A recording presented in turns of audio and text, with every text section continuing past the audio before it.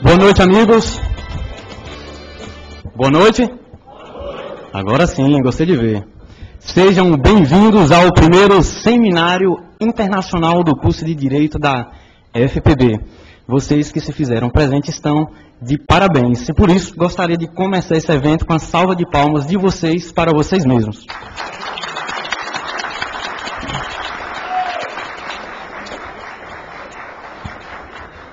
O primeiro Seminário Internacional do curso de Direito da FPB está sendo realizado em parceria com a Escola Judiciária Eleitoral da Paraíba e com o Tribunal Regional Eleitoral também da Paraíba. Essa é a FPB sempre inovando nos nossos eventos. E a razão dessas inovações e desses eventos que nós realizamos são vocês, os nossos alunos. A razão de estarmos todos os dias nas salas de aula. Então, mais uma vez, os meus agradecimentos a vocês que se fizeram presente. E por falar em inovação, gostaria de anunciar em primeira mão nessa noite mais uma novidade da FPB. Quem já ouviu falar de um curso de extensão chamado Business Law que está sendo promovido na FPB? Levanta a mão aí, quem já ouviu falar desse curso. Pronto. Quem não se inscreveu nesse curso, levanta a mão. Aí, mantenha a mão levantada que eu vou tirar uma foto, tá?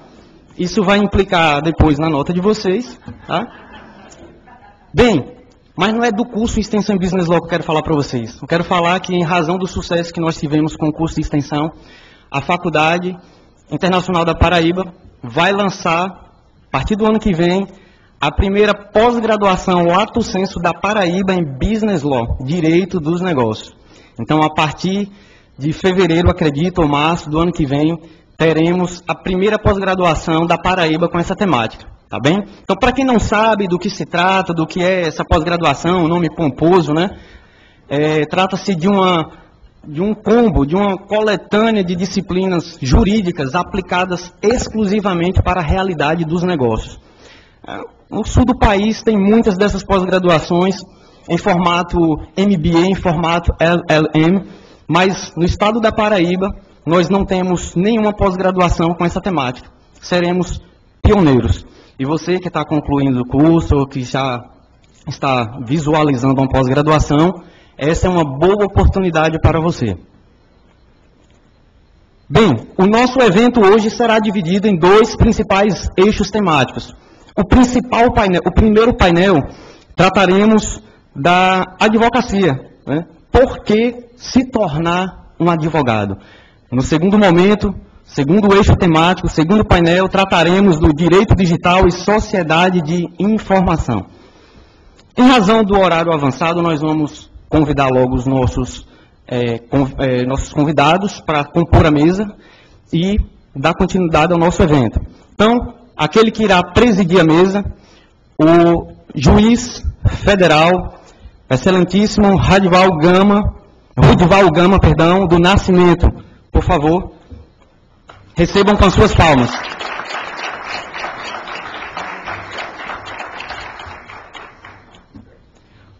O doutor Rudival também é diretor da Escola Judiciária Eleitoral da Paraíba. É isso mesmo?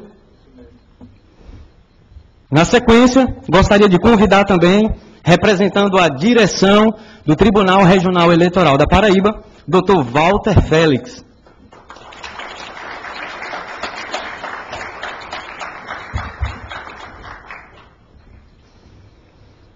Convido também para compor a mesa o nosso diretor da Escola de Direito da FPB, o professor Dr. Gustavo Rabai.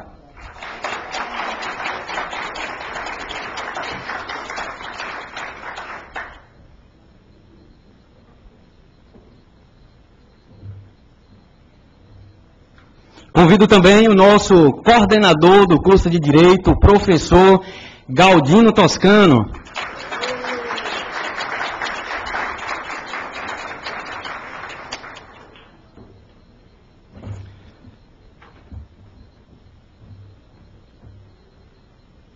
Bem, para não perder a mania do cavalheirismo, para abrilhantar essa mesa, as nossas ilustres convidadas, a doutora Michele Ramalho, advogada militante na Paraíba. Recebam com suas palmas.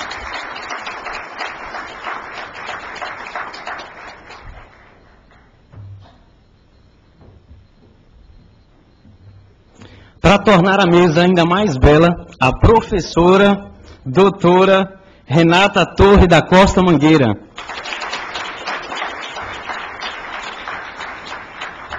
Doutora Renata é professora da FPB e também é presidente da Comissão de Direito de Família e Sucessões da OAB Paraíba. Na sequência, gostaria de convidar o nosso palestrante especial, o doutor Marco Antônio Meneghetti, advogado militante em Brasília e também mestre em Ciência Política pela UNB. Seja bem-vindo, doutor.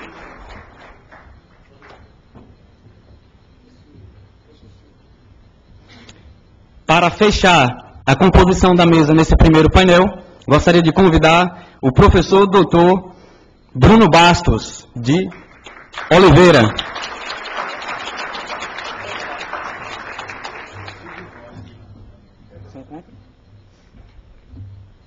Professor Bruno Bastos é presidente da Comissão de Direito Tributário da OAB, é também professor da FPB e coordenador do Núcleo de Prática Jurídica. Acabo de receber a informação que se encontra nesse auditório o nosso diretor acadêmico, o professor doutor Silvio Rossi, quem eu convido para também compor a mesa.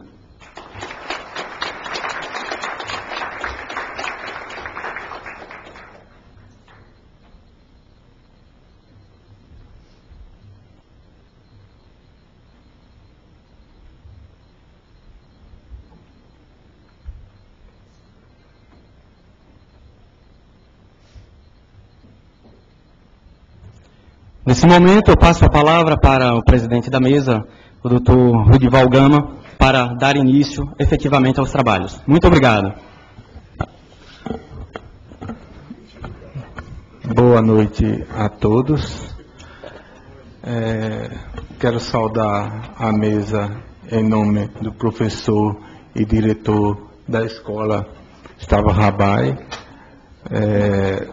Pouco tempo de conhecimento, mas uma figura ímpar, conceituada, acadêmico, e quero dizer aos alunos da Faculdade Internacional da Paraíba, FPB, que sejam bem-vindos nessa noite de sexta-feira.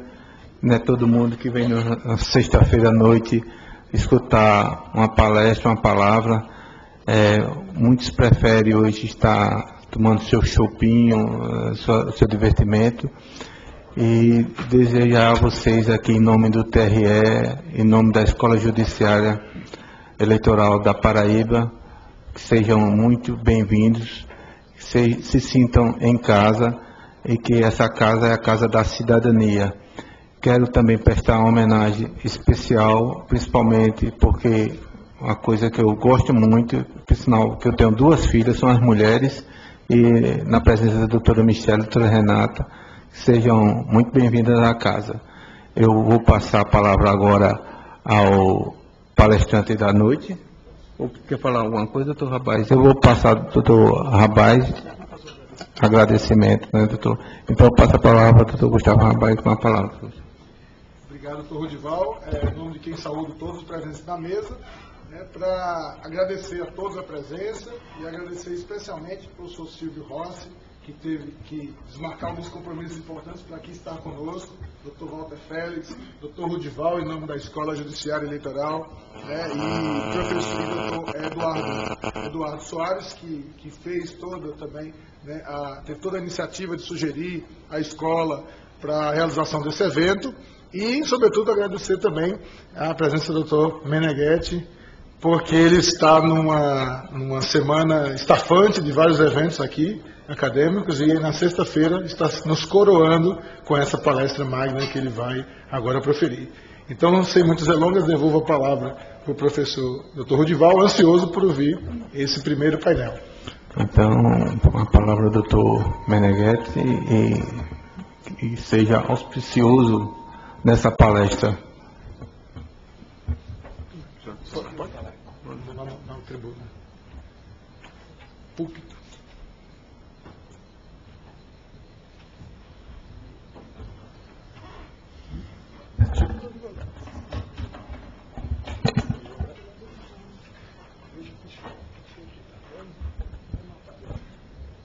Boa noite aos senhores. ao presidente, em nome de quem eu saúdo a todos os eminentes professores e advogados que estão aqui homenageando a todos nós, a sua presença. E a pergunta, que é o tema dessa palestra: por que escolher ser advogado? Uma decisão difícil. A decisão difícil num país como o nosso, de formação sociopolítica patrimonialista, onde a advocacia não é bem-vinda. A advocacia tem mais sucesso e ela pode ser melhor exercida nos países em que tem formação capitalista autêntica, onde os protagonistas dos negócios econômicos têm efetivamente a liberdade de iniciativa.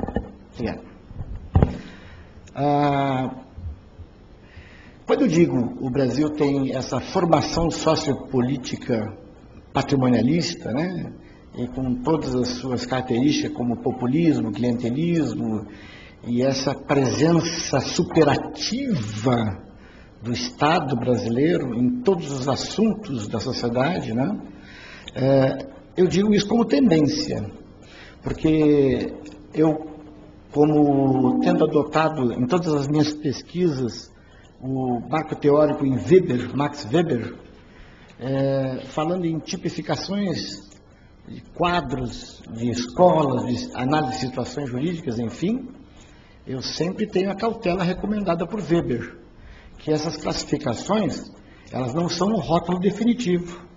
Quando se diz, Weber, por exemplo, fulano é carismático, fulano, né? Isso não significa que ele é apenas carismático, ele também tem fundamento da sua liderança em racionalidade, na tradição, etc. O que ele quer dizer é que o aspecto que sobressai é o carisma desse líder. Então, trazendo essa cautela recomendada por Weber, né, que essas classificações são apenas para efeito didático, e na realidade não é uma coisa, um quadro fechado. Quando eu digo a formação sociopolítica brasileira nesses termos, quer dizer que é uma tendência, que isso predomina. Porque nós temos nesgas, nós temos regiões em todos os cantões do Brasil que têm atividade capitalista. Aqui mesmo, nessa região que eu coloco Paraíba e Pernambuco, há um forte desenvolvimento, né? As últimas 2, 3 décadas, né? Há até uma curva exponencial, apesar de adversidades estruturais, ou até de conjuntura mundial, enfim, né? E que demonstra que aqui, no nosso Nordeste, né? Existem traços crescentes de formação capitalista, e que, portanto, nós podemos responder essa pergunta: por que ser advogado também aqui na Paraíba ou ali no Nordeste, e não apenas por que ser advogado lá em São Paulo, mas aqui também. E quando eu falo em Paraíba, todas as oportunidades que eu tenho de falar para os paraibanos, eu como gaúcho de nascimento, eu faço questão de registrar a dívida histórica que o meu estado tem com a Paraíba. Porque foi feita uma revolução em 30, o primeiro estado que heroicamente deu apoio àquela revolução foi a Paraíba. Todavia, quando se implantou lá essa nova força política no Brasil, primeiro o Estado Novo, a ditadura, depois, enfim, né? Mas a Paraíba foi preterida por aquele governo. Então, a Paraíba deu o primeiro passo de apoio àquele movimento interessante, que tem coisas positivas para a formação do Brasil, coisas ruins para a formação do Brasil, que se destaca o prejuízo à advocacia, porque foram cerceadas as liberdades, né? Mas é uma dívida, então, que o meu estado tem. Nós, gaúchos, temos muito respeito pela Paraíba por isso. Ademais, tenho muitos amigos aqui. E a maneira como eu sou recebido, cada vez mais me gera uma preocupação, porque como vou retribuir é uma conta assim impagável. Por que ser advogado? Eu tomei essa decisão e foi uma decisão acidental. Em 1974, eu estava no científico, no Colégio Estadual Júlio de Castilhos, em Porto Alegre. Conheci uma moça que tinha ido morar temporariamente no Rio Grande do Sul, estudamos juntos, 74, 75, e em 76 nós começamos a namorar. Como ela voltou para Brasília, com a família do pai dela, da mãe dela, que estavam lá já há algum tempo, eu que já tinha feito vestibular lá na URGS, na Universidade Federal do Rio Grande do Sul, já estava estudando lá, começamos a namorar em fevereiro, e em julho, naquele tempo não era e-mail, né? Eu até nem sou muito bom nisso, eram cartas, nós trocávamos uma carta por dia, então eu tive que tomar uma decisão. E em julho de 76 eu tranquei a Universidade do Rio Grande do Sul e fiz vestibular na Universidade de Brasília. Foi uma decisão muito interessante, porque eu queria levar para Brasília que eu já estava estudando lá. Eu estudava ciências sociais com ênfase em antropologia e eu era monitor de arqueologia lá no Rio Grande do Sul. Não me deram a transferência porque não tinha correspondência lá na UNB. Olha, seu Meneghetti, só tem que fazer um vestibular aí. Faço, não tem problema. Para que tem aí? Tem contabilidade, medicina, engenharia, eu gosto. Eu tinha feito, junto com o científico, a escola técnica, né, de projetista mecânico. Isso é interessante. Aí passei assim, direito. O que é isso? Aí falei para minha namorada naquele tempo, mandar uma procuração e põe nisso daí, porque lá tinha vestibular em julho, no Rio Grande do Sul não tinha, era só anual. Põe aí, depois entrando eu vejo o que eu faço. E assim eu entrei na escola de Direito, sem nenhuma orientação. É uma verdade. Grandes decisões da nossa vida, muitas vezes são tomadas assim, né, de sopetão, na emoção, sob circunstâncias, enfim. Ocorre que eu fui gostando do curso. Aquele semestre conheci pessoas maravilhosas lá na universidade. Muitos deles fizeram opção pelo Estado, se tornaram juízes, né?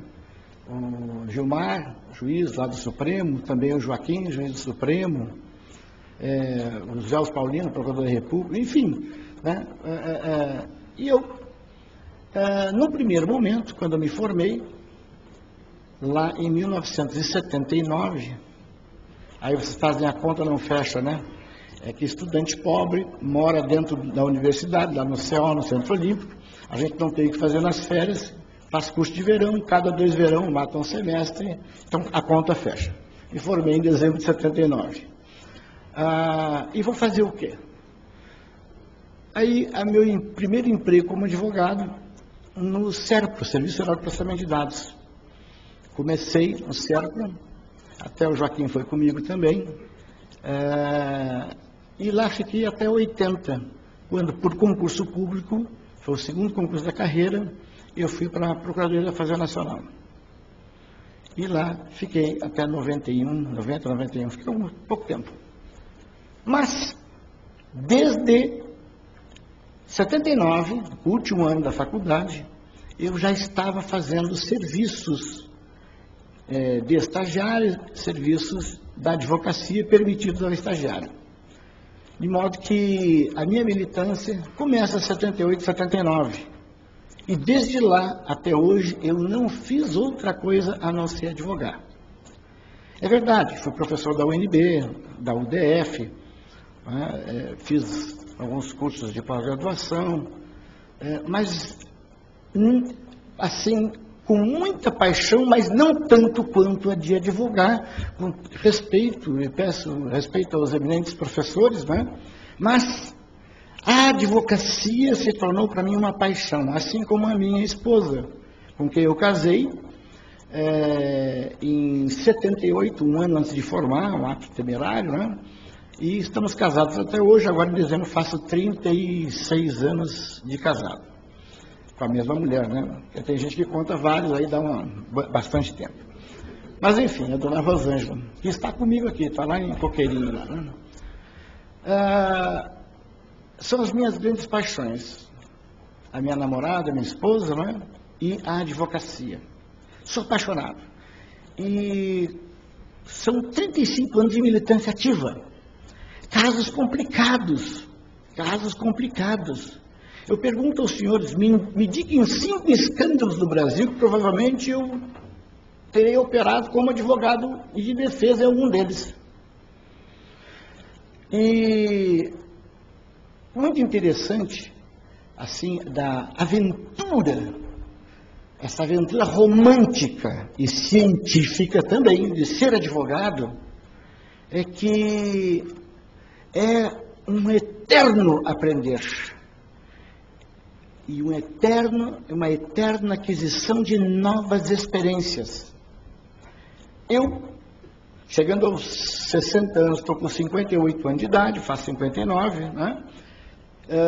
E todo esse tempo de militância intensa, não existe, e se eu disser o contrário, eu estarei mentindo, sendo hipócrita, não existe uma vez em que eu vá fazer um despacho judicial, seja lá em cima, na Suprema Corte, nos tribunais superiores, seja com um juiz substituto, esses que carregam a justiça, né, os jovens juízes aqui nas varas que fazem a instrução do processo, não existe nenhuma vez dessa em que não me dá aquele friozinho na barriga, como se fosse a primeira vez. Eu me lembro do meu colega lá, o professor Valde, escritor lá de São Paulo, meu parceiro, mais veterano, ele está com 82 anos agora, 81, 82, ele continua com emoção. Pega os processos, abre o processo para ler, né? Folheia. Ele não gosta muito do processo eletrônico, ele gosta de pegar no papel, na celulose, virar folhas, né? E o professor Valde, eu olho para ele e vejo a juventude, os olhinhos dele brilhando, ele, Meneghetti, achei aqui a saída, olha aqui, ó, esta prova não foi examinada, etc, etc. Então, a profissão do advogado é uma profissão que nos permite renascer a cada dia, recomeçar a cada dia. Isso é uma coisa que eu estou tentando passar aos senhores, né? Mas é difícil, é muito difícil descrever isso. Mas, enfim, por que ser advogado? Por que tomar essa decisão? O advogado, nós temos que ter em mente que nós não podemos abrir mão de valores. Há um ditado no interior de São Paulo que dizia mais ou menos assim, que se o velhaco soubesse como dar dinheiro ser honesto, ele seria honesto só de velhacaria. E eu muitas vezes, como cristão que sou e respeitando as demais consciências e os que não são religiosos, né, mas cada dia que passa eu tenho mais consciência da minha condição de pecador, da minha falibilidade. Então, às vezes, eu sou elogiado por uma conduta moral e eu reflito, será que eu fui moral realmente por uma convicção de valores ou foi por uma estratégia competitiva de mercado? Porque aqueles que agem como moral têm dezenas de clientes ali fora na fila esperando para serem atendidos. Ser ético é um grande negócio. E eu não vou falar de ética, de valores morais, de foro íntimo. Eu vou falar da ética como um negócio. Ser leal ao cliente. Ser leal ao juiz. Ser leal aos nossos professores. Mas tomar a decisão de ser advogado, como ser leal ao juiz, aos nossos professores, ao nosso cliente? Isto é o primeiro grande passo para nós termos uma carreira bem-sucedida na advocacia. Eu serei leal com o meu professor, estarei respeitando o meu professor quando eu participar da missão dele de transferir conhecimento. Porque a grande frustração do professor, e eu fui professor há muitos anos, hoje eu sou avulso, sou um pesquisador independente, a grande frustração do professor ele fazer uma exposição, apresentar uma aula que ele preparou durante uma semana, pesquisou, etc. E os alunos desinteressados, desengajados, não envolvidos. Isso é uma idiotice do aluno, mas, sobretudo, um desrespeito ao professor, uma falta de lealdade. Não perca tempo, vai fazer outra coisa. Tem coisas também muito rentáveis que não demandam esse tipo de atividade pesada, difícil, que é estudar. Não é fácil. Vocês sabem, os senhores, qual é o órgão do corpo humano que mais consome energia? É isto, é o cérebro. Cansa estudar. Se a gente não tem uma boa alimentação, uma boa atividade física, o nosso rendimento cai. Então a atividade intelectual, ela não é menos exaustiva fisicamente do que outras atividades de trabalho. Nós temos consciência dessa dificuldade, sim. Agora, o mundo não está aí para nos servir. Nós temos que nos adaptar para servir. Qualquer tipo de trabalho pressupõe a disposição de servir, de entregar uma atividade, uma tarefa. E a dica é servir bem, com lealdade e respeito. Como respeitar o cliente? Estar sempre disponível para boas e más notícias. Eu me lembro de alguns advogados, e algumas vezes eu já cometi este pecado. Toca o telefone, uma secretária atende, eu estou aqui fazendo uma hora, diga que depois eu retorno. Estou em reunião e não estava. Isto não é lealdade. Depois de 35 anos de advocacia intensa, recentemente, no ano de 2007, nós fizemos um planejamento estratégico do nosso escritório e mudamos radicalmente algumas condutas. Dentre elas, e talvez a que mais representou aumento de faturamento para o escritório, foi: nós não temos mais telefonista. Eu copiei isso de um cliente meu, da SAP, a SAP, é uma empresa multinacional de sistema, né? E o presidente lá, o Antunes, eu tocava o telefone, ele atendia o telefone. Não tem secretária. Mas como? Não, a gente tem que atender rápido. É o cliente, é faturamento. Ou é um parceiro de trabalho, etc. E eu fui vendo outro cliente meu, que é um caso interessante que eu falo, a Monsanto, uma multinacional americana, sede em St. Louis, nos Estados Unidos. Meu sistema não tem secretário, não tem telefonista. Pega o telefone, atende o Alcides lá, o diretor jurídico. Fala, Merete. Tu está no telefone? Nosso escritório usa um sistema de DDR, descagem direta ramal. Tem lá 10, 15 números, não sei, um contrato com alguma companhia, e ele transfere, distribui pelas mesas dos advogados. Mas, se o telefone tocar 3 vezes sem ser atendido, o que é uma forma de desrespeito, não atender o telefone é não atender o cliente ou o parceiro, colega de trabalho, um outro escritório, outro advogado. Essa ligação é desviada para o nosso celular. Ainda há pouco, eu falava ali, tinha um professor comigo, olha, cliente me ligando aqui agora, ele ligou para o escritório, ele pensou que estava falando comigo no escritório. E o escritório transfere automaticamente. Fala, fulano. Não, estou te comunicando que deu certo aquilo, nós estamos felizes. Está dando uma notícia boa para mim, né? Feliz com o serviço. Obviamente que eu não fui fazer gênero com ele. Eu disse, não, eu não estou aí, eu estou aqui, né? Num seminário com os alunos aqui, nós estamos debatendo aqui. Tá bom, boa sorte e tal. Beleza. Atender o telefone é elementar. Mas Meneghetti, os caras vão começar a ligar para a casa da gente no fim de semana. Parei. Tem advogado acendendo vela para ter cliente, e um cliente te liga do domingo e tu não vai atendê-lo?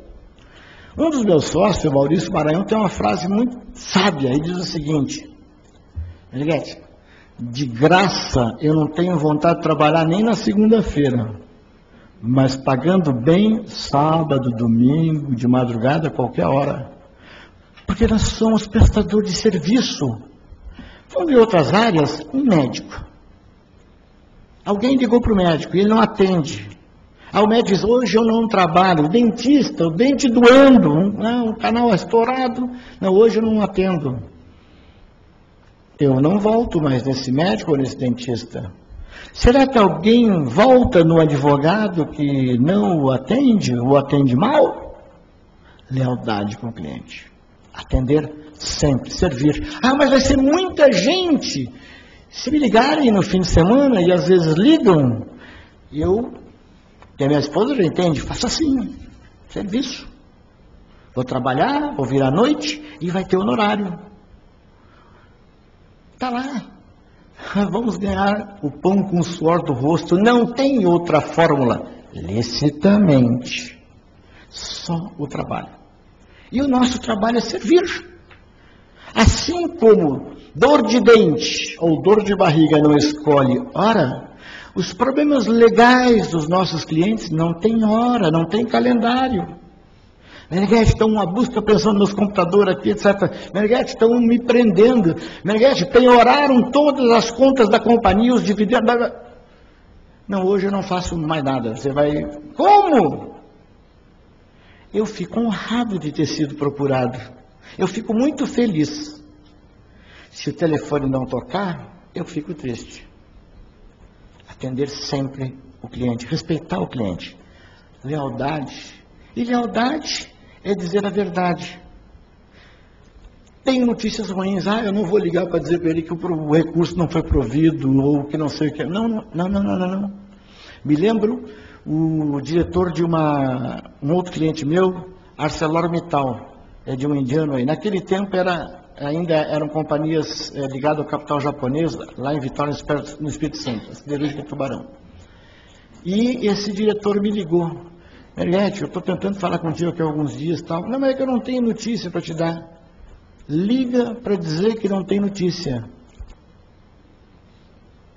Ligar para dizer que não tem notícia. Ele precisa tomar decisões.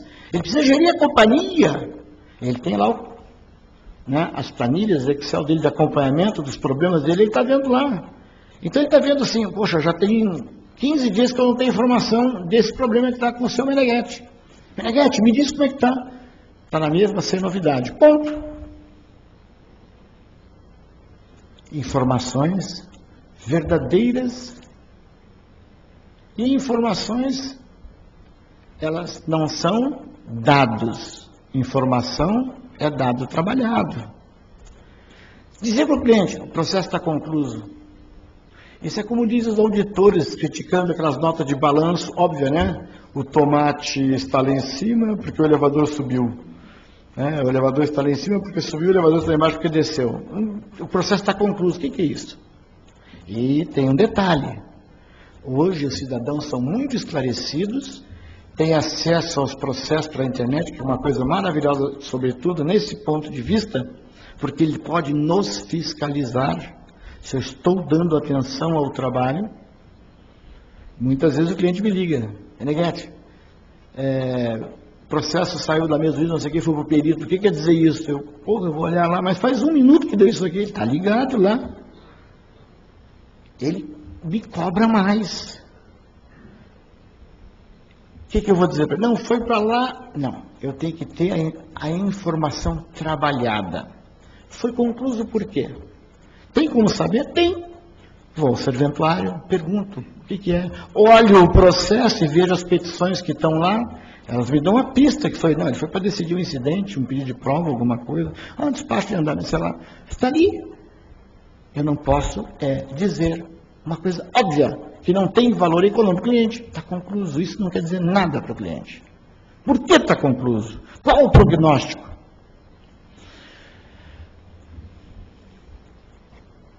Outra coisa é ver o processo como os administradores de empresa administram sua empresa.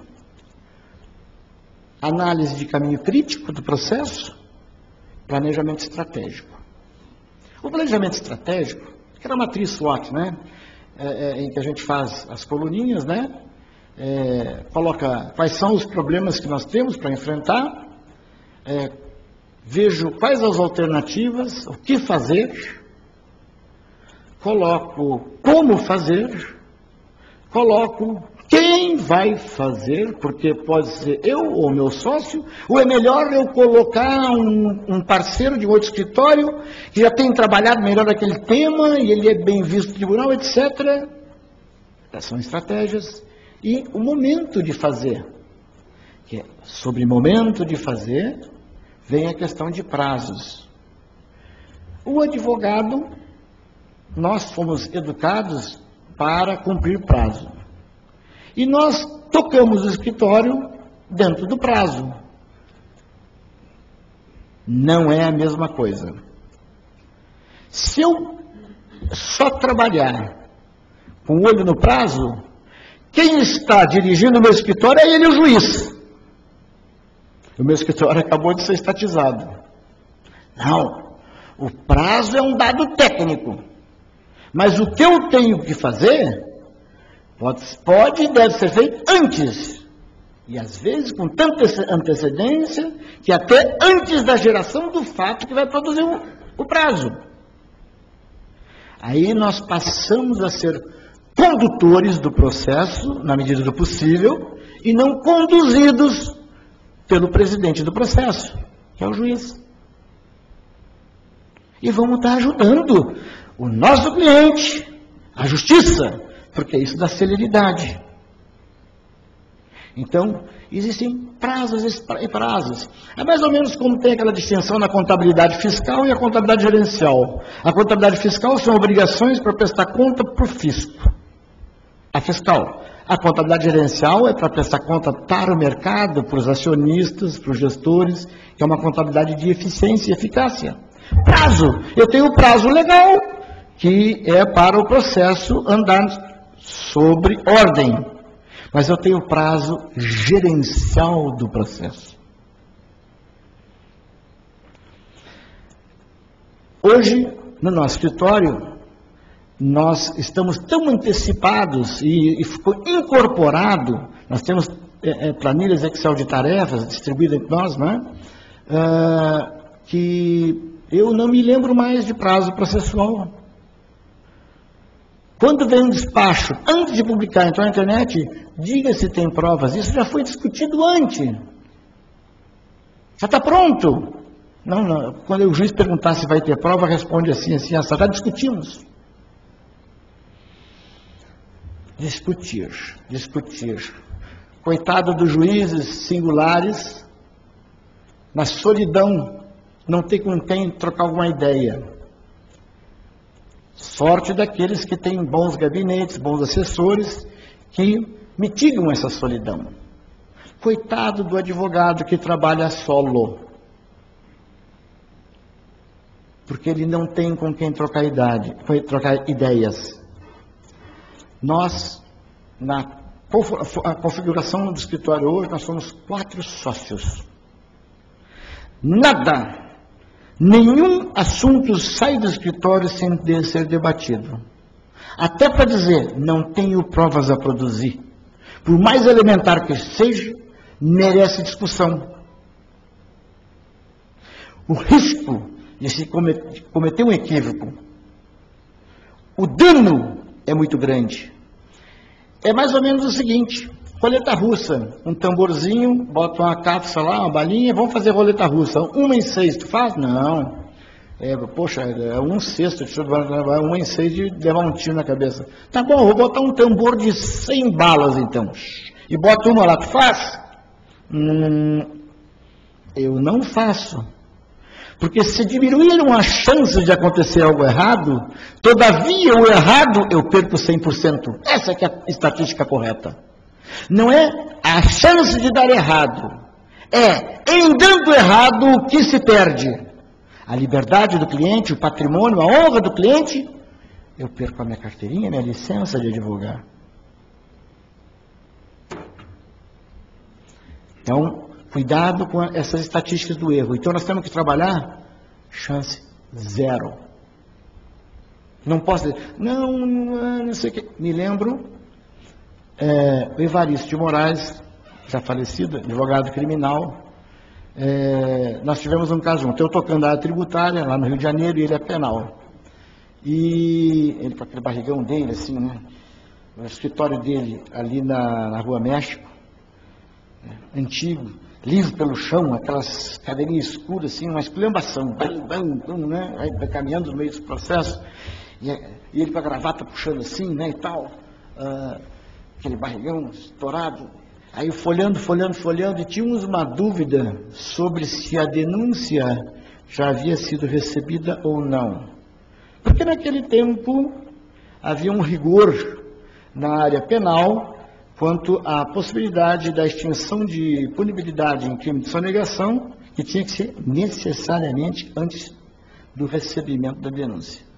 Nós sabíamos que tinha sido oferecida a denúncia. E começou aquele debate estéril, como teve hoje lá no Comped uma coisa parecida, né? Quando foi, não foi recebido, e babá, olha lá e tal, não, né? Aí, Evaristo, né, já com uma idade, né, problema de saúde e tudo, só um minutinho, Meneghete, eu vou ali e já volto. Dá um cafezinho aí para ele. Desceu, foi lá, 1h e pouco depois ele volta. Isso era um mês de verão, me lembro, Rio, 38 graus, um horror, né? Aqueles ar-condicionado velho, né?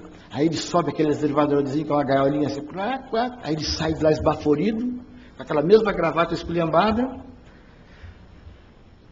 Fui lá no foro, na secretaria, era vara federal, e pedi para ver o processo, estava concluído, saiu da conclusão, por isso que demorei, olhei todas as folhas do processo. 3 volumes, 2 ou 3, não eram alguma coisa, mas li todo o processo, falei. Ele disse assim, eu vi com os meus olhos. A denúncia não foi recebida, podemos trabalhar. Então, veja, a gente brinca em futebol, e eu gosto, eu joguei bola até uma certa idade, antes de estourar joelho, até os 40 anos, né? Em futebol, eu nunca gostei de bater pênalti, era traumatizado com isso, né? Então não bato pênalti.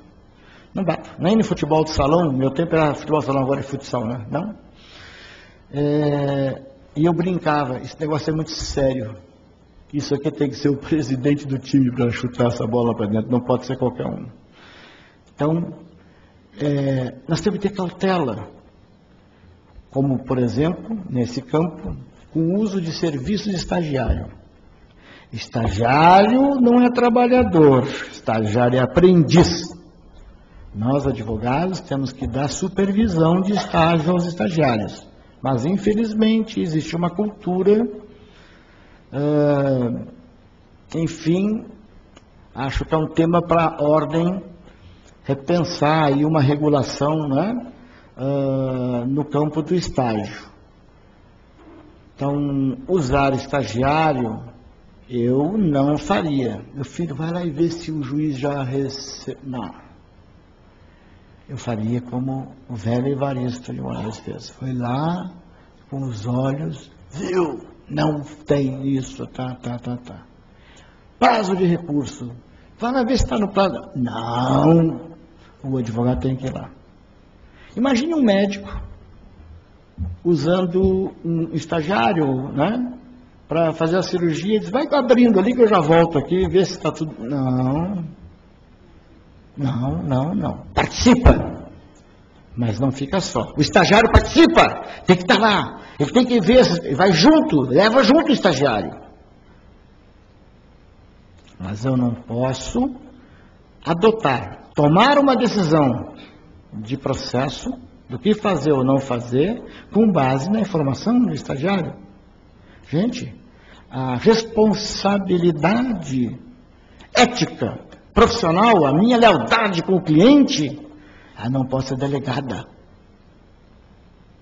Muito menos ao estagiário. com todo respeito ao estagiário, que tem que ser tratado, ele tem que ser orientado. Essa conversa que eu estou tendo com os senhores, eu tenho com os meus estagiários. Todos os meus estagiários são muito bem-sucedidos, porque eu ajudo os estagiários, que é o objetivo do meu escritório no estágio, a orientá-los pela escolha. Você vai realmente para a área jurídica em sentido estrito? Porque tem outras coisas boas, né? Banco Central, Tribunal de Contas, e tem coisas maravilhosas, tem carreira de executivo nas empresas privadas, né? Tem campos enormes para os bacharéis em direito. Não, eu quero área jurídica, muito bem. Aí ele vai ter que decidir, área pública ou privada. Dentro da área privada, você vai tocar escritórios, isso, ou fazer carreira na empresa. Área pública, os concursos, magistratura, Ministério Público, as assessorias, né, enfim, e hoje bem remuneradas, por sinal, né, nos tribunais, Tribunal de Contas, sobretudo, que eu acompanho bem isso. Enfim.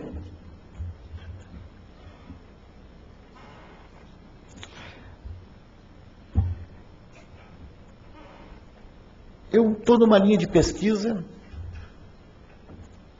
porque o meu trabalho de mestrado lá na ciência política, lá na Universidade de Brasília, foi sobre judicialização da política. É um trabalho que começou a ser gestado no tempo em que o Gustavo Rabai fazia o doutorado dele lá na UNB, e o tema dele é transversal ao meu tema.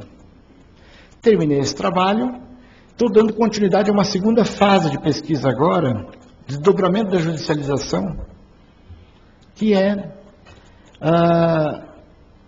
eu percebi isso num julgamento em que eu atuei como advogado, que é a AP 470, vulgarmente conhecido como o processo do mensalão, e percebi que a tecnologia estava influenciando a convicção do magistrado. A propósito, do grupo de pesquisa que eu faço parte, embora eu como pesquisador independente, é lá da Universidade Federal de Santa Catarina, o professor Renato Tchela, um dos integrantes dele, acho que o professor Ais Rover também, o professor Galindo, são desse grupo, o professor Galindo lá de Zaragoza, né? Eles estarão aqui com os senhores, né? Esse grupo, a linha de pesquisa é Direito e Tecnologia. Pois bem, e eu observei esse julgamento durante 7, 8, 9 anos, desde a CPMI lá no Congresso, e eu fui percebendo uma alteração no teor da decisão. Eu analiso muito isso. Por exemplo, no processo de julgamento do impeachment, na verdade na ação penal, já depois do impeachment do presidente Collor, o relator na época, salvo engano o ministro Pertence, estava encaminhando pela aceitação da denúncia e condenação, etc. Acompanhado pelo, enfim, mais um outro ministro. E o ministro Celso de Mello divergiu na questão da corrupção, no caso, corrupção passiva. E ele divergiu dizendo que eu precisava ter presente ali, porque tinha uma vantagem indevida, comprovada, lá segundo diz o relator, e o próprio, esse voto divergente avisa isso, estava em vantagem indevida lá, mas não estava bem delimitado lá a questão de, afinal de contas, qual foi o ato de ofício. Com base nesse item, a divergência predominou e não foi trancada a ação penal contra o ex-presidente Collor. Agora, na AP 470, o mesmo ministro Celso de Mello, ele discute a questão e traz, aqui ao meu ver, eu mesmo como advogado de defesa, no campo normativo não tenho nenhuma dúvida, eu estou sem óculos, Tchela? É que eu estou sem óculos, eu sou míope. Anuncie a presença dos professores, por favor, presidente.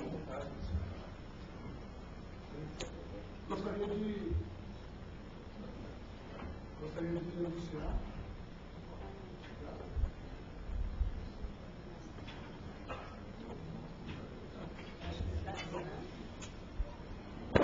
Agora. Senhores, perdão, gostaria de anunciar a presença aqui no auditório do professor José Renato Sela, professor Abdul Paliwala, professor Fernando Galindo, do professor Arnes Rover e do professor Marlos Arnes, que estarão conosco no painel em seguida. Muito obrigado à presença de todos.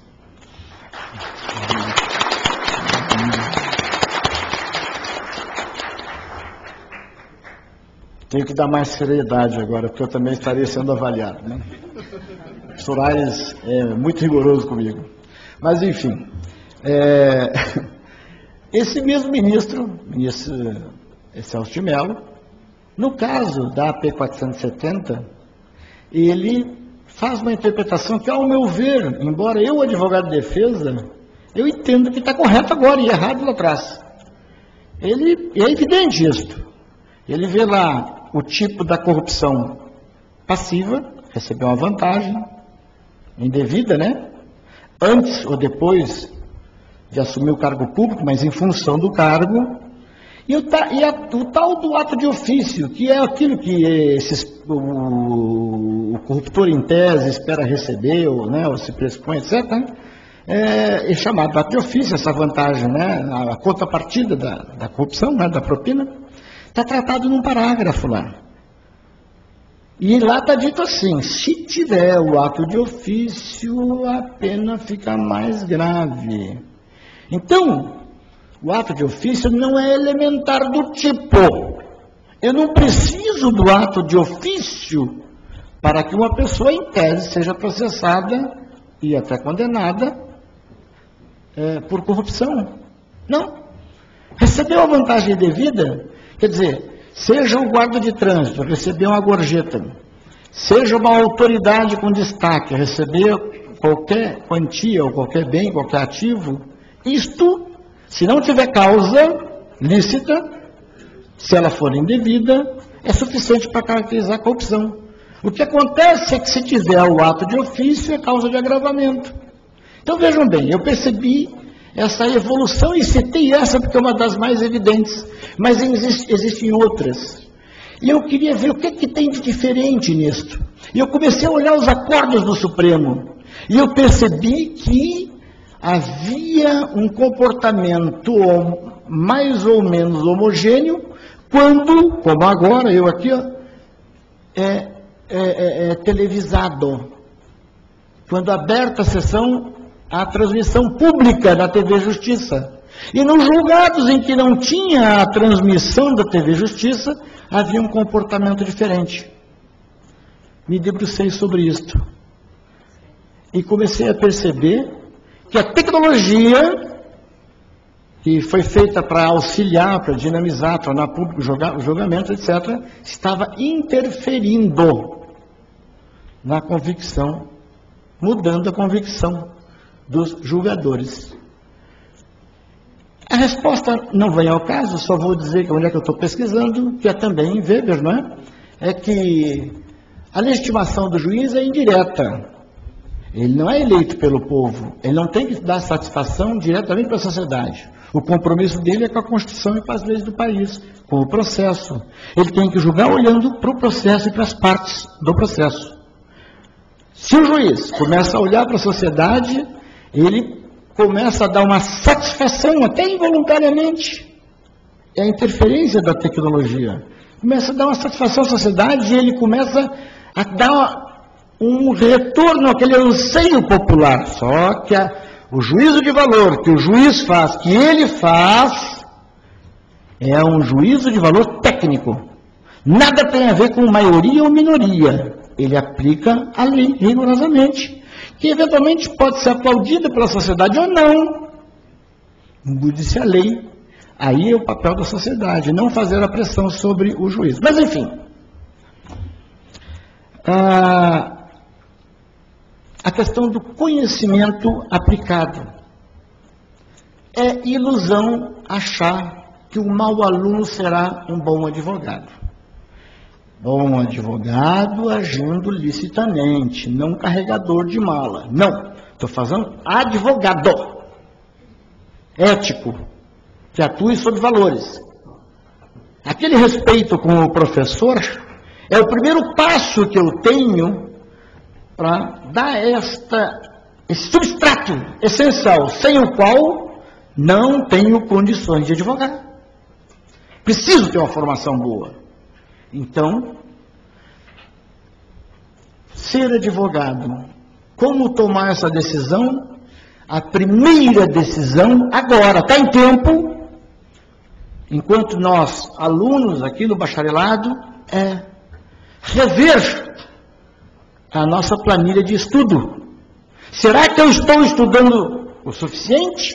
Será que o meu método de estudo é razoável, é proveitoso? Meu aproveitamento de tempo? Enfim, há tempo e é necessário que se faça isso. E eu fazendo isso, eu dei o meu primeiro passo de uma conduta moral, uma conduta lícita, que é respeitar o professor. E eu estou respeitando a mim. Isto vai dar dinheiro. Isto é lucrativo. Porque eu vou ser um bom advogado. Eu vou estar no mercado. Engajamento. Se não tiver compromisso, os ingleses chamam os americanos, né, de engagement, commitment, na verdade. O engajamento é commitment, quer dizer, compromissar. Tomar isso como uma missão, como dever. Se apaixonar pela tarefa, se apaixonar pelo momento do estudo, o rendimento é maior. Como os esportes de alto desempenho têm aqueles preparos de motivação, nós, como estudantes, podemos fazer esses preparos de motivação para que aumente o nosso desempenho. Disciplina. Impossível. Impossível exercer a advocacia se não tiver disciplina. E a disciplina vai, inclusive, saber qual é o meu tempo. Hein, Gustavo? Ei, presidente. O senhor tem tempo, doutor Meneghetti. O senhor tem o tempo que o senhor quer. Não? Não diga isso. Mas... Vamos 15 minutos? Vamos nos aproximando agora das 8h15. Então, no máximo 15 minutos. Muito bem, 15 minutos. Disciplina. Porque se ficar em aberto, obrigações sem prazo são obrigações inexequíveis. Mas o Código Civil resolveu dizendo o seguinte: quando a obrigação não tiver prazo, ela é executada de imediato. Isso é disciplina.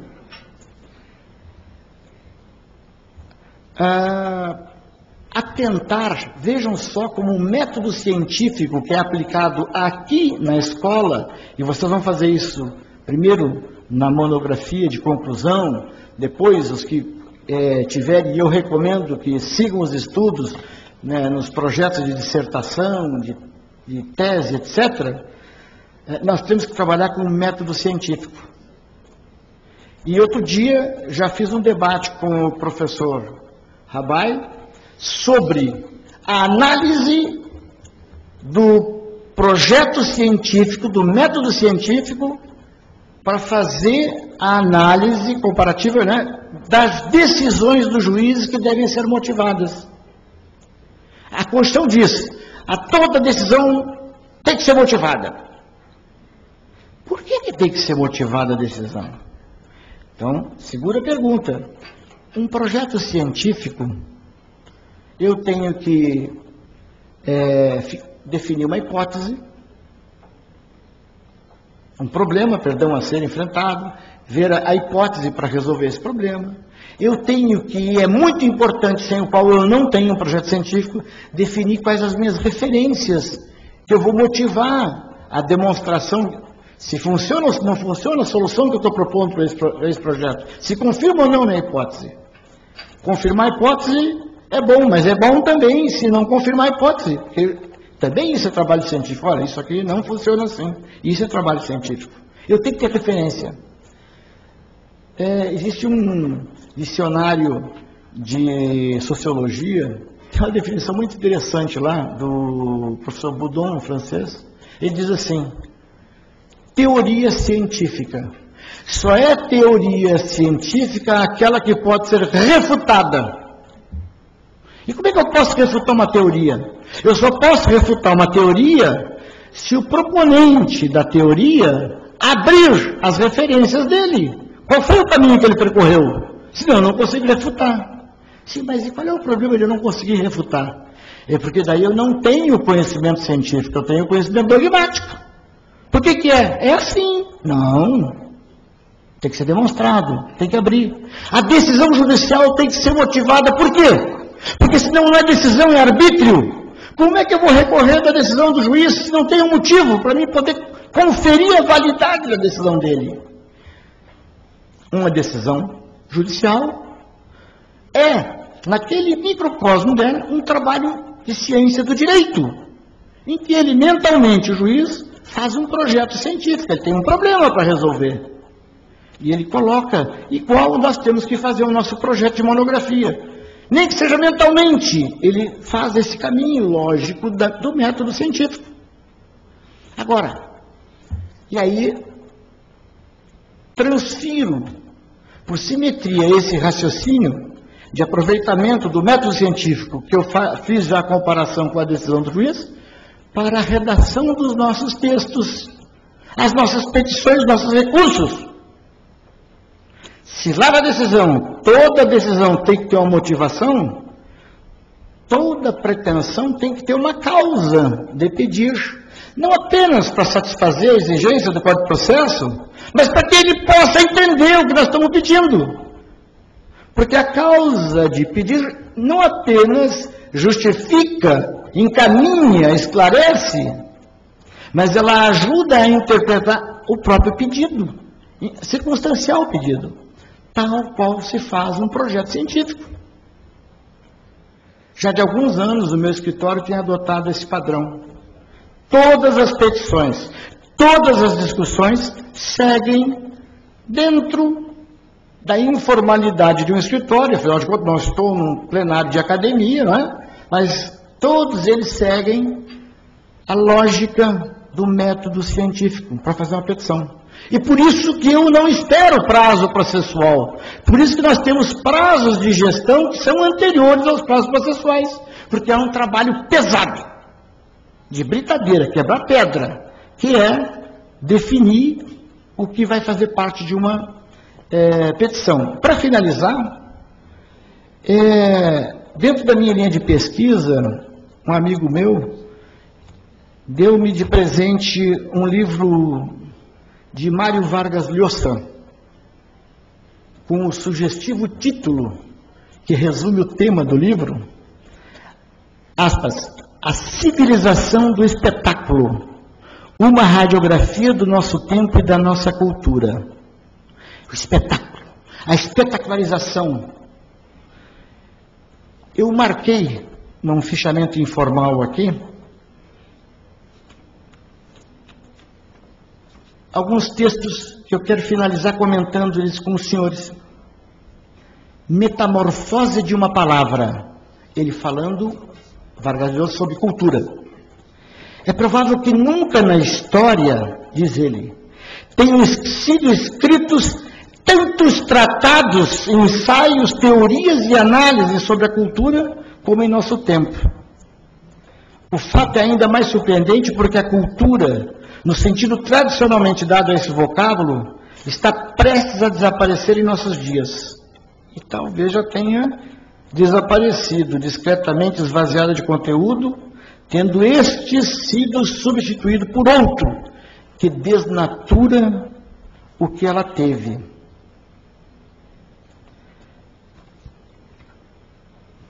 Noutro texto, diz: a ingênua ideia de que através da educação se pode transmitir cultura à totalidade da sociedade está destruindo a alta cultura, pois a única maneira de conseguir essa democratização universal da cultura é empobrecendo-a, tornando-a cada dia mais superficial. Ele coloca no banco dos réus aqui o cinema, a televisão, a musicalização, a centralização da cultura na música, música popular, música, né, etc. Enfim, mas não fiquemos preocupados em saber do acerto ou do erro das causas do que ele percebe. Mas fiquemos atentos à advertência que ele traz, da questão da massificação da cultura. Eu trago isso para nós aqui. O professor Aires, outro dia no cafezinho, ele comentava a profusão de textos e trabalhos que nós, acadêmicos, temos produzido em cima de revisão literária. Mas não estamos chegando lá nas questões reais, realmente, os problemas efetivos. Nós estamos ficando muito na metafísica do direito e não estamos chegando nas questões físicas. Obviamente com honrosas exceções, como o trabalho que foi apresentado ontem, muito impressionante lá, sobre nanotecnologia, né? Mas, enfim, é o que eu chamo de aguar o conhecimento, perde a qualidade. Finalizo com a recomendação de que, no nosso método de estudo, nós adotemos um procedimento simples de o tema que eu vou estudar, dar a ele um início, um desenvolvimento e uma conclusão. Livros folheados, consultados pela metade, etc., temas vistos pela rama, que muitas vezes até satisfaz a exigência de uma prova aqui na universidade, porque nós estamos sendo avaliados em massa, é difícil a avaliação individual, enfim, né? Ela pode provocar equívocos, tanto no nosso avaliador, como principalmente sobre a nossa percepção pessoal de como eu estou me desenvolvendo. Todo estudo, toda hora, entregue à pesquisa, à leitura, ao fichamento, à redação de textos aqui para a universidade, eles têm que ter profundidade, início, desenvolvimento, discussão e conclusão. Não interessa ler muito, o que interessa é ler e estudar com profundidade, ao menos um pouco.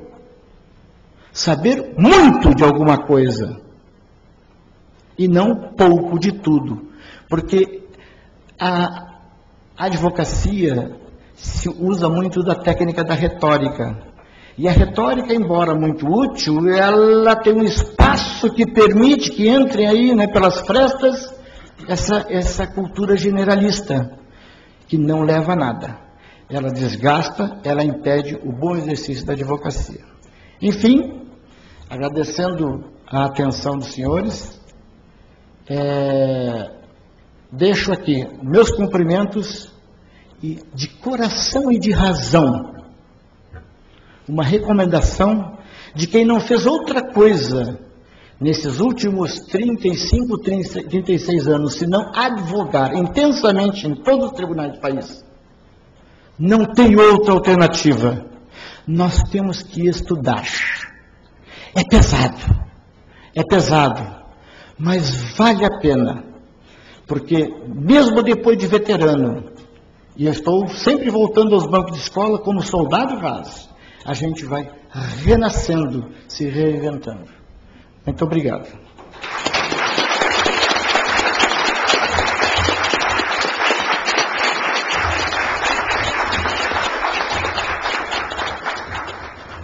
Eu queria dar meus parabéns ao professor. Muito boa palestra, e me fez recordar o tempo que eu era estudante e pensava em fazer medicina.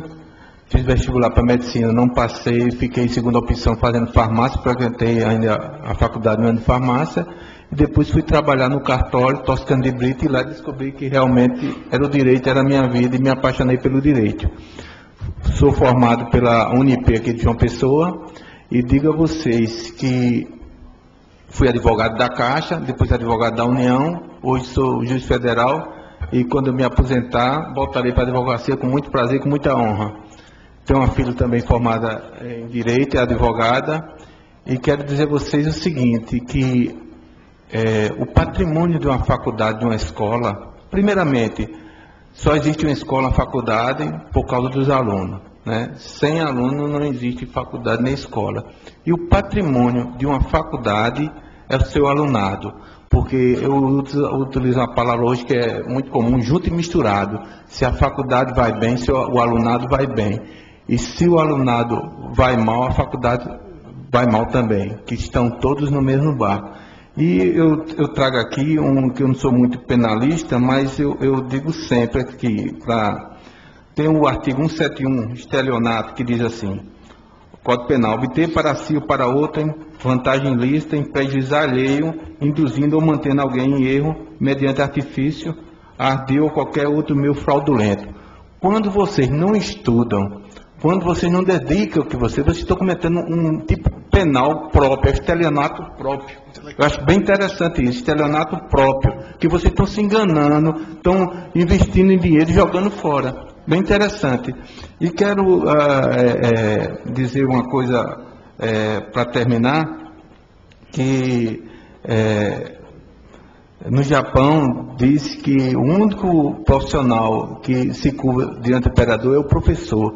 Então, eu acho que o professor tem que ter muito respeito, o professor está ali para exatamente transmitir conhecimento, e esse professor que lá no Japão é o único que não pode se curvar perante o imperador, é porque se não existir professor, não existia imperador.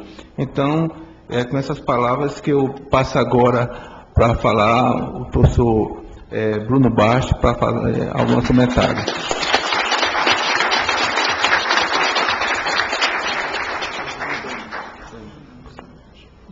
Boa noite.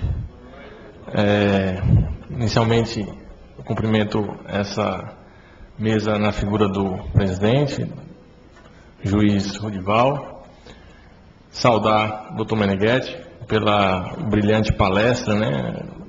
Na realidade, inclusive, eu vou me permitir, minhas palavras serão breves, e vou me permitir falar sentado, porque depois de se deleitar com uma palestra de tal gabarito, né, eu acho que a nossa função aqui é somente trazer algumas reflexões.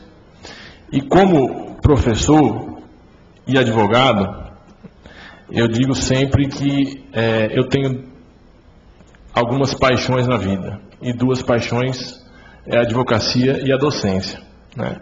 E tento levar essas duas escolhas que eu fiz da maneira mais honesta possível. E como professor não posso deixar passar a oportunidade que o Dr. Rodival me deu.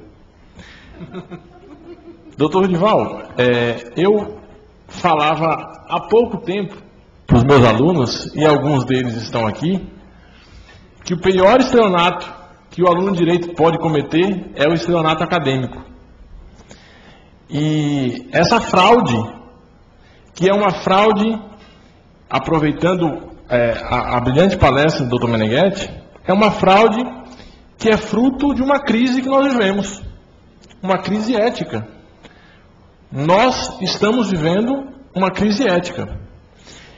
E a total inversão de valores, ela se representa no momento em que um sujeito, alguém, faz a opção de livre e espontânea vontade, se matricula num curso de Direito, e antes de iniciar a sua vida profissional, já comete um ato ou atos que configuram um estelionato acadêmico.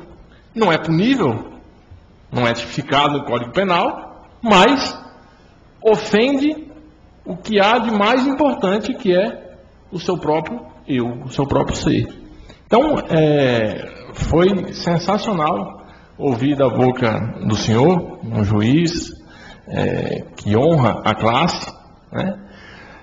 E eu acho que é importante os alunos perceberem que isso não é um discurso vazio de um professor, porque às vezes o discurso do professor ele se torna repetitivo e passa a ser encarado como um discurso. Lá vem o professor falar disso de novo, lá vem o professor tocar no mesmo ponto. E é interessante, e a gente não tinha combinado, viu? Não houve nenhum tipo de combinação prévia, né? Foi inclusive quando ele começou a falar, eu já olhei para o professor Galdino, já olhei para o professor Edgardo, e falei, tá vendo aí? Né? Então, acho super importante. Eu queria falar também, bem rapidamente, então, que a grande questão que nós temos que enfrentar, talvez a grande dificuldade, seja essa crise ética que nós vivemos no século XXI, uma crise ética que atinge diretamente e, obviamente, os estudantes de direito e os profissionais, futuros profissionais. Sem dúvida alguma, eu acredito fortemente que a ética é a base da construção de um sucesso profissional, né? É impossível a gente construir, eu sempre falo aos meus alunos, vocês estão construindo um edifício, né? Se a base desse edifício ela é viciada, seja um vício formal por falta de conhecimento, ou um vício moral, um vício ético, eu acredito que lá na frente a chance é grande de esse edifício ser interditado. E aí a gente destrói e começa do zero tudo de novo. E a coisa mais preciosa, que é o nosso tempo, o tempo dos alunos, eles perdem 5 anos perdendo tempo para se dar conta lá na frente de que o tempo foi perdido. E essa crise ética, ela interfere diretamente no exercício profissional da advocacia. Não é fácil ser advogado. Eu tenho só 7 anos de militância na advocacia. Todo dia é um aprendizado, né? O aprendizado é constante. E eu procuro me espelhar nas pessoas que têm mais experiência, mais vivência, e podem passar para mim o caminho das pedras, né? O caminho a ser trilhado para efetivamente um sucesso profissional. E o mais interessante é nós enxergarmos um profissional com mais de 30 anos de militância na advocacia e que se preocupa diariamente em evoluir enquanto profissional. Evoluir sempre. Então, a acomodação, ela é um caminho certo para o insucesso. A acomodação, né? E eu ouvi recentemente um diretor de uma escola, ensino fundamental, falar que nós vivemos numa geração em que a pior doença da nossa geração é a preguiça. A nossa geração é uma geração preguiçosa, né? Nós temos preguiça de tudo. E nós precisamos combater, quando eu falo nossa geração, eu falo da minha também, né? A geração atual é uma geração preguiçosa. Nós precisamos combater isso. E, efetivamente, diante desse cenário todo, a única coisa que eu falo para vocês é que advogar é muito bom. Quando se gosta, quando se ama o que se faz, tudo se torna mais fácil. Muito obrigado e parabéns mais uma vez, doutor Meneghetti.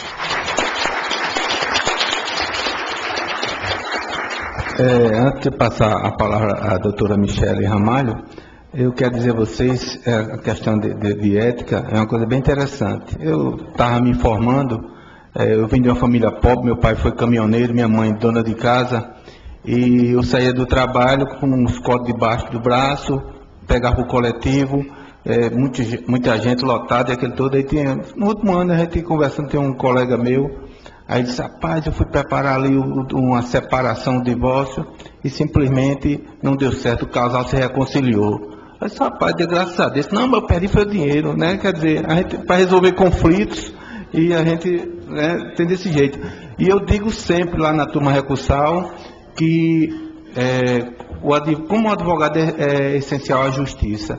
E digo mais, que a justiça começa com o advogado. Não só espere a justiça do juiz. As partes podem não entender isso, porque quando um pede, diz se foi injustiça, né? A outra diz, não, foi justiça. Então, mas eu digo sempre que a justiça sempre começa através do advogado, para quando chegar no juiz. Agora vamos ouvir a doutora Michele Ramalho com a palavra. Boa noite a todos. Meu nome é Michele. Quero primeiramente agradecer o convite ao grande mestre, o grande doutor Gustavo Rabai, por a oportunidade de estar aqui com vocês. Quero saudar a mesa em nome do presidente da mesa, doutor Rodival Gama. E quero cumprimentar a todos que aqui estão presentes. O tema da nossa palestra é o porquê advogar, né? Na verdade, por que se tornar um advogado? Então, eu inverto a pergunta: o porquê não se tornar um advogado? Um dado que sempre me chamou a atenção, eu estudei na Universidade de Sergipe, tínhamos 48 alunos na sala. E sempre no início da semana da sala, os professores querem saber o que você vai ser, o que você pretende do curso. E um dado que sempre me chamou a atenção, que numa sala de 48 alunos, apenas 5 queriam ser advogados. E apenas eu, como mulher, queria me tornar uma advogada. Então, aí eu pergunto a vocês, o porquê não se tornar um advogado?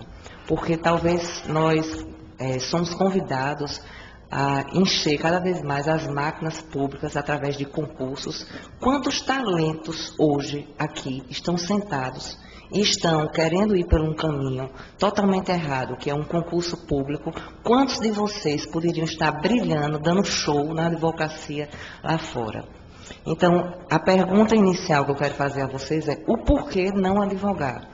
E depois disso eu gostaria também de saber das mulheres, inclusive, porque existem dados da OAB que existe 850 mil inscritos na Ordem dos Advogados, dentre os quais 51% estão como mulheres e 49% como homens. E eu pergunto a vocês, que andam pelos corredores dos tribunais, vocês veem essas mulheres advogadas? Porque eu não vejo. Praticamente não existe advogada mulher. Existe, sim, cada vez mais está crescendo o número das mulheres ocupando os cargos que antes eram dos homens, em outras profissões, engenheiros, medicina. Agora, advogada militante, mulher, não existe. É uma coisa que realmente... Agora, eu me formei, inclusive, com talentos brilhantes, pessoas inteligentíssimas, e passaram para concurso de escrivão. Não vou advogar, que de repente hoje estariam dando um show na advocacia. E essas mulheres que ocupam hoje esses cargos são presidentes de clubes, de federações de futebol, de executivas de sucesso. Na verdade, elas também precisam, elas às vezes querem ter uma mulher também para se identificar. Porque quando você procura um advogado, você procura nada mais do que uma pessoa de sua confiança, para que você possa postular seus direitos. Então, por exemplo, uma mulher, lá no escritório acontece muito, um caso prático, uma mulher que tem 3 filhos, que já aconteceu várias vezes, 3 filhos, acaba de pegar um marido com um amante, cuja essa amante tinha a idade da sua filha. Na verdade, essa mulher, ela quer matar e morrer todos os homens que ela vê na frente dela. Na verdade, ela quer tudo, menos ser atendida por um homem. Aí eu pergunto, e cadê essas advogadas, cadê as mulheres para poder ouvir, entender, compreender essa pobre coitada? Não tem, estamos aqui, mas não tem, gente, realmente não tem. Então elas vão para os homens, já vão desconfiar, ela disse, é outro traidor, vai me puxar também a perna. Se dentro de casa puxar o tapete dela, você imagina um advogado que, além de não conhecer, ainda está querendo tirar o pouco que ela pode tirar do marido. Então, na verdade, é muito importante que vocês, mulheres, procurem pensar não só a segurança, que nós mulheres estamos sempre preocupadas com a segurança, em querer ter a estabilidade, mas, gente, o mercado está totalmente aberto para vocês. O mercado não tem mulheres e tem muitas clientes que querem ser atendidas por mulheres. Não desmerecendo vocês homens, claro, mas o ideal é que no escritório de vocês tenha um mister, que tenha também mulheres. É importante porque várias pessoas, vários clientes no meu escritório, muitas vezes, o meu sócio, por exemplo, ele não tem a devida paciência, ele é prático. Chegou uma mulher no escritório, ele quer simplesmente atender, dizer seus direitos são esses e são aqueles, e eu não. Ele faz, vai, Michele, tu é a psicóloga, eu vou ouvir, vou escutar ela chorar, eu vou ter a devida paciência. Então, isso, a mulher tem algumas características que são delas, tipo a paciência. E o homem tem características que é ser objetivo. Então, o ideal é que nos escritórios tenha esse mister, que realmente, com o crescimento das mulheres no mercado de trabalho, eu digo, os dados da OAB não correspondem com a militância das mulheres. E, para finalizar, que a gente também está com um tempo um pouco corrido, eu quero apenas convidar vocês, homens, mulheres, convidar vocês, porque advogar é uma arte. E eu tenho certeza que aqui, sentado nesse auditório, existem grandes artistas. E são talentos como vocês que a gente está precisando da advocacia. Obrigada.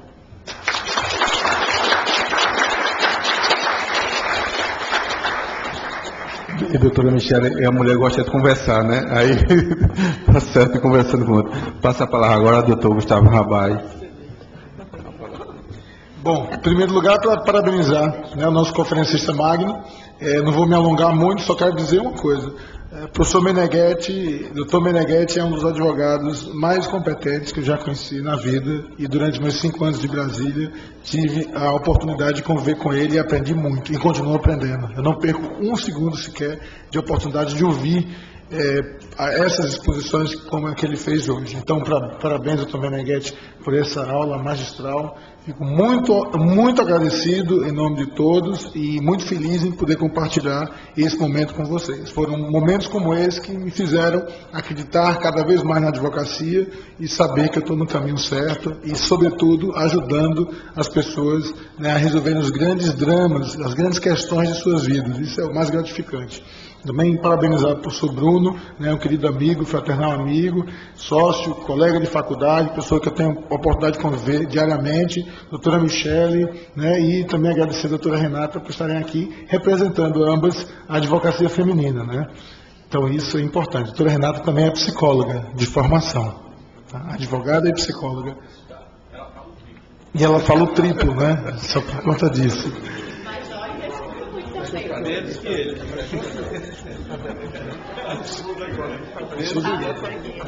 Tá bom. Para a questão de horário, o doutor Rudival me pede aqui para passarmos direto para o segundo painel e, portanto, desfazermos essa mesa inicial. Pode ficar, né? Doutor professor Walter também, tem lugar para todos, né? Só os painelistas que quiserem sair. Né? Muito obrigado a todos e parabéns. Obrigado.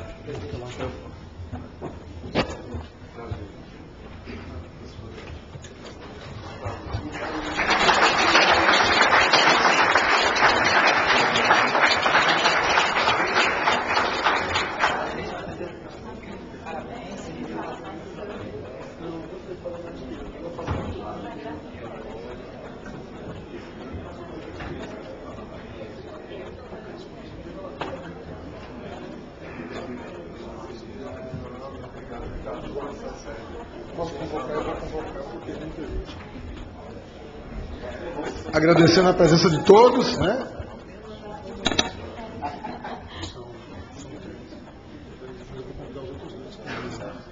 Agradecendo a presença de todos, mais uma vez. Nós vamos agora prosseguir com o segundo painel.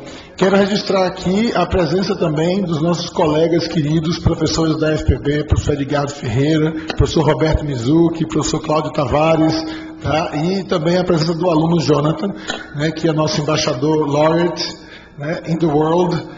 E Jonathan estará à disposição também para fazer as honras da casa, caso o professor, né, nosso professor convidado Abdul Paiwala precisar de, eventualmente, um intérprete. Eu acredito que não seja o caso, o professor Abdul compreende bem português, pode até falar alguma coisa em português, né, e assim, convidando os palestrantes, já inicio convidando o professor José Renato Sela, querido amigo, para compor a mesa.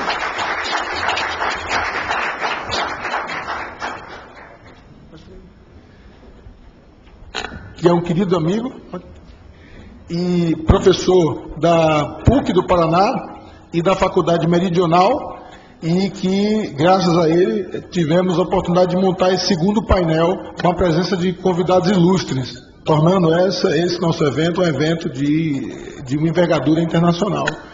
E também convidar, na sequência, os professores Marlos Arnes,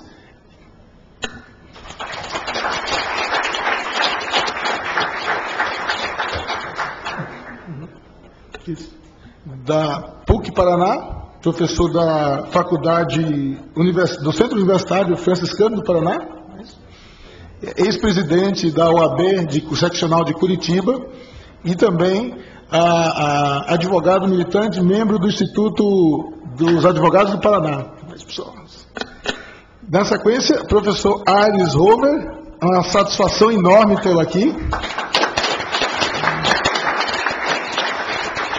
Para quem não conhece, professor Aires é somente um dos pioneiros dos estudos sobre direito e informática no Brasil.